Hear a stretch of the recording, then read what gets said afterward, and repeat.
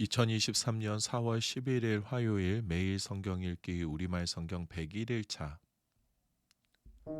사무엘하 7장. 여호와께서 사방의 모든 적으로부터 다윗을 지켜주셨기 때문에 그는 이제 자기의 왕궁에서 살게 됐습니다. 다윗이 예언자 나단에게 말했습니다. 나는 여기 백향목 왕궁에 사는데 하나님의 궤는 아직도 장막에 있습니다. 그러자 나단이 왕께 대답했습니다. 여호와께서 왕과 함께 계시니 왕께서 마음에 두신 일이 있다면 무엇이든 그대로 하십시오. 그날 밤 여호와께서 나단에게 오셔서 말씀하셨습니다. 가서 내 종 다윗에게 말하여라. 나 여호와가 말한다. 내가 나를 위해 내가 있을 집을 지어 주겠느냐.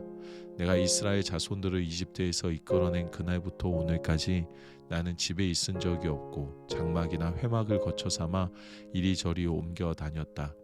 내가 온 이스라엘 자손들이 옮겨가는 곳마다 내 백성 이스라엘을 돌보라고 명령한 이스라엘 지파 가운데 누구에게든 왜 내게 백향목 집을 지어주지 않느냐고 말한 적이 있느냐.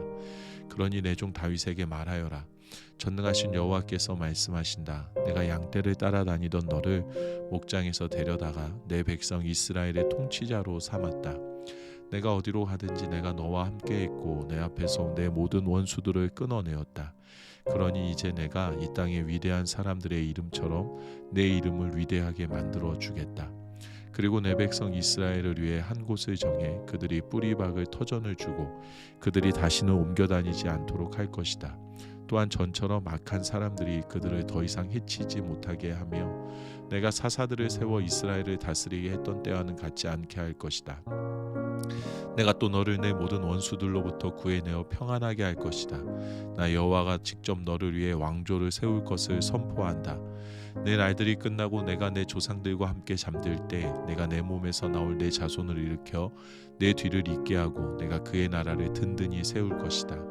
그가 내 이름을 위해 집을 세울 것이고 나는 그 나라의 보좌를 영원히 세워줄 것이다. 나는 그의 아버지가 되고 그는 내 아들이 될 것이다. 그가 잘못을 저지르면 사람이라는 막대기와 인생이라는 채찍으로 그를 징계할 것이다. 그러나 내 사랑은 결코 그를 떠나지 않을 것이다. 내가 내 앞에서 없앤 사울에게서 내 사랑을 거둔 것처럼 하지는 않을 것이다.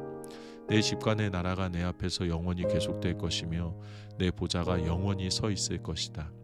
나단은 이 모든 계시의 말씀을 다윗에게 그대로 전했습니다. 그러자 다윗 왕이 성막으로 들어가 여호와 앞에 앉아 기도했습니다.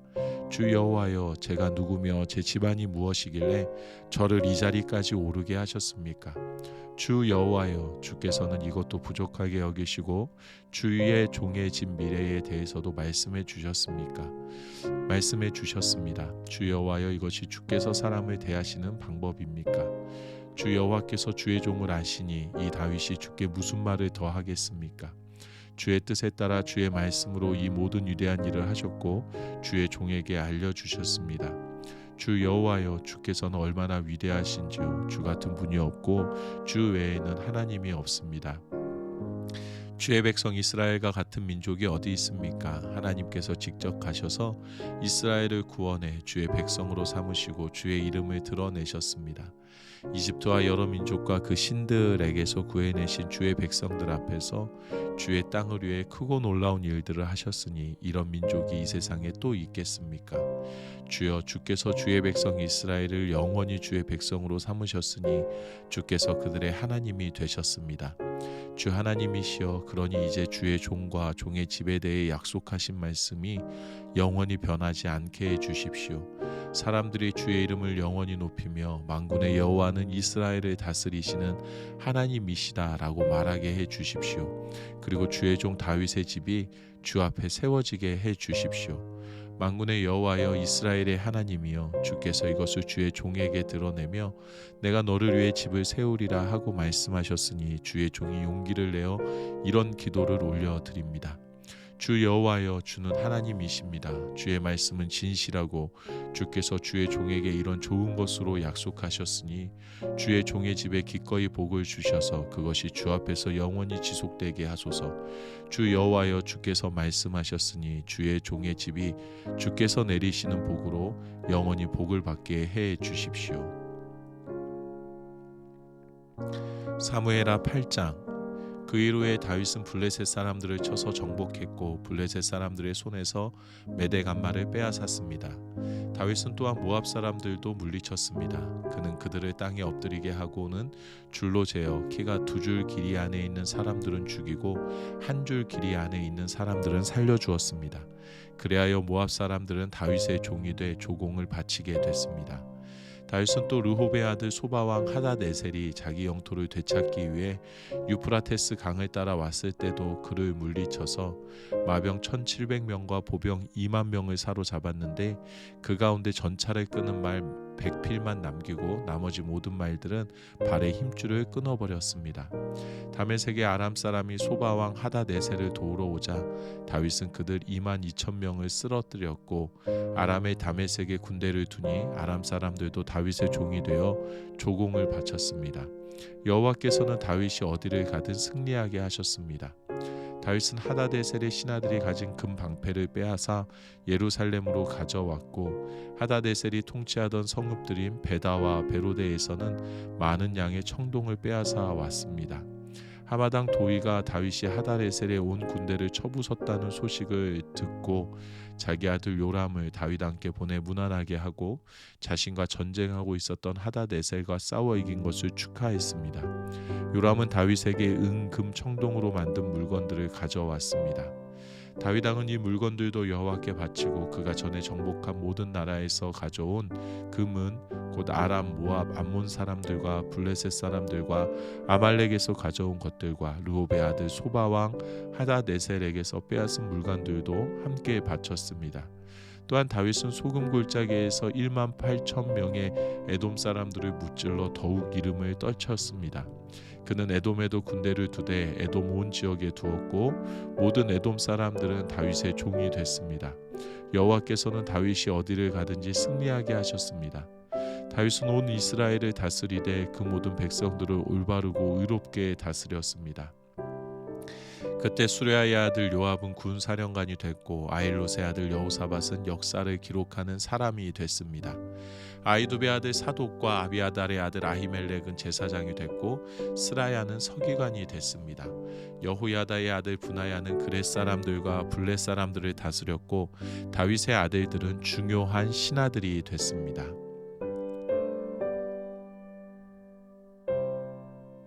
사무엘하 9장. 하루는 다윗이 물었습니다. 사울의 집안에 아직 살아남은 사람이 있느냐? 내가 요나단을 생각해 그에게 은총을 베풀고 싶구나. 마침 사울 집안에서 일하던 시바라는 종이 있어서 그를 불러 다윗 앞에 서게 했습니다. 왕이 그에게 말했습니다. 내가 시바냐? 그가 대답했습니다. 예, 왕의 종입니다. 왕이 다시 물었습니다. 사울의 집안에 살아남은 사람이 없느냐? 내가 하나님의 은총을 베풀려고 한다. 그러자 시바가 왕께 대답했습니다. 요나단의 아들이 아직 살아있기는 한데 다리를 절뚝입니다. 왕이 물었습니다. 그가 어디 있느냐? 시바가 대답했습니다. 지금 로드발 암미엘의 아들 마길의 집에 있습니다.